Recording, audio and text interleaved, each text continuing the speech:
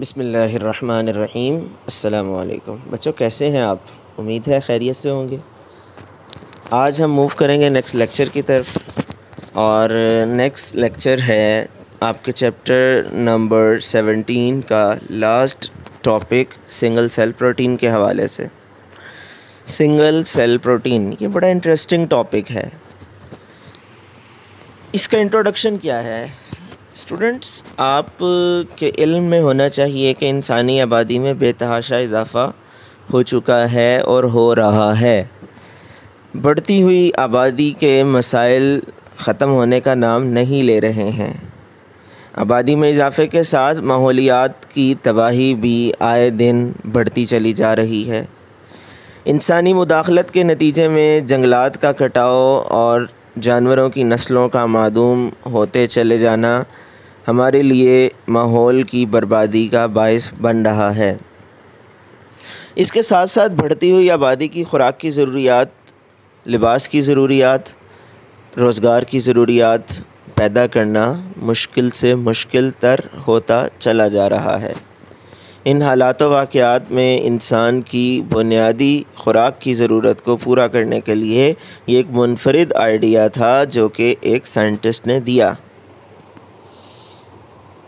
Genetic engineering میں ہم پڑھ چکے ہیں کہ مائکرو آرگنزمز کی ٹرانسفارمیشن کیسے کی جاتی ہے، ان میں بینیفیشل کریکٹرز ڈیولپ کرنے کے لیے باہر سے بیرونی جینز کیسے داخل کی جاتی ہیں۔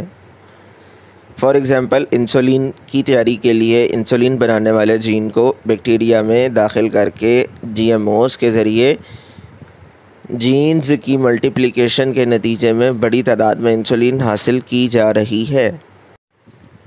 اسٹوڈنٹ، سنگل سیل پروٹین کی ڈیفینیشن یوں کی جا سکتی ہے کہ یہ پروٹین کنٹینٹ ہیں، پروٹین کے اجزاء ہیں جو کہ کشید کیے جاتے ہیں، حاصل کیے جاتے ہیں فنجائے، ایلجی، بیکٹیریا کے پیور یا مکس کلچر سے۔ سنگل سیل پروٹین بنانے کے لیے مائکرو آرگنزمز کو ایک خاص آلے فرمنٹر میں گرو کروایا جاتا ہے، اور ہمیں پتہ ہے فرمنٹر ایک ایسی ڈیوائس ہے جس کے اندر ہم ٹمپریچر کو آپٹیمائز کر کے مائکرو آرگنزمز کی میکسیمم گروتھ حاصل کر سکتے ہیں اور فرمنٹڈ پروڈکٹس حصول ممکن ہو پاتا ہے۔ یہ مائکرو آرگنزم مختلف قسم کے سبسٹریٹس استعمال کرتے ہیں، جیسا کہ زرعی فضلہ ہے، صنعتوں کا فضلہ ہے، قدرتی گیس جیسا کہ میتھین ہے، اور ان چیزوں کو استعمال کر کے اپنی خوراک کا ذریعہ بناتے ہیں۔ مائکرو آرگنزم بہت تیزی کے ساتھ یعنی بہت تیزی کے ساتھ گرو کرتے ہیں اور بڑی تعداد میں پروٹین حاصل ہوتی ہے۔ یہ پروٹین کنٹینٹ جو مائکرو آرگنزم سے حاصل ہوتا ہے، اس کو نوول پروٹین یا منی فوڈ بھی کہا جا سکتا ہے۔ نوول یعنی منفرد، منی فوڈ اس لیے کیونکہ مائکرو آرگنزم سے حاصل ہوتی ہے۔ ہم جانتے ہیں کہ آبادی میں اضافے کی وجہ سے دنیا کو خوراک کی کمی کا سامنا ہے، اور مستقبل میں روایتی زرعی طریقوں سے آبادی کی خوراک کی ضروریات کو پورا کرنا ممکن نہ رہے گا۔ انسانوں کی خوراک کی سپلائی کو بہتر بنانے کے لیے، شارٹیج پرابلمز کو سولو کرنے کے لیے مائکرو آرگنزمز کا استعمال اور اس کے ذریعے سے سنگل سیل پروٹین کا بنایا جانا، تجرباتی بنیادوں پر یہ تمام کام کیے جا رہے ہیں۔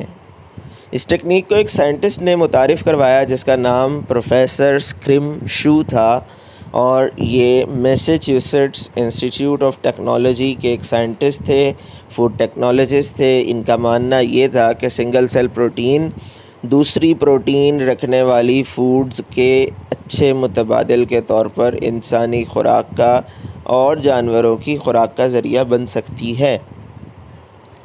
تمام سائنسدان سنگل سیل پروٹین کی پیداوار کی اہمیت کے معترف ہیں، قائل ہیں۔ مائکرو آرگنزمز بہت تیزی کے ساتھ گرو کرتے ہیں اور بڑی تعداد میں پروٹین پروڈیوس کرتے ہیں۔ ایک محتاط اندازے کے مطابق اگر آپ کے پاس 50 کلو گرام یسٹ ہے تو آپ 250 ton protein 250 tons of protein 24 گھنٹے میں تیار کر سکتے ہیں۔ اسی طرح ایک پونڈ میں اگر الجی گرو کی ہو تو اس سے 20 ٹن پروٹین پر ایکڑ پر ایئر حاصل ہوتی ہے، اور یہ حاصل ہونے والی پروٹین سویابین سے حاصل ہونے والی پروٹین سے 10 سے 15 گنا زیادہ ہے۔ اسی طرح کورن مکئی سے حاصل ہونے والی پروٹین سے 50 گنا زیادہ ہے، 20 سے 50 گنا زیادہ ہے۔ جب سنگل سیل پروٹینز کو یسٹ کے استعمال کے ذریعے سے پیدا کیا جاتا ہے تو جو پروڈکٹس حاصل ہوتی ہیں ان میں وائٹامن زیادہ ہوتے ہیں۔ سنگل سیل پروٹین کی تیاری میں صنعتی فضلہ را مٹیریل کے طور پر مائکرو آرگنزم استعمال کرتے ہیں اور پولیوشن کنٹرول کرنے میں ہیلپ ملتی ہے۔ سنگل سیل پروٹین کا استعمال مستقبل میں بہتر پہلو رکھتا ہے اور اس کے امکانات روشن ہیں کیونکہ اس میں تمام ضروری امینو ایسڈز موجود ہوتے ہیں۔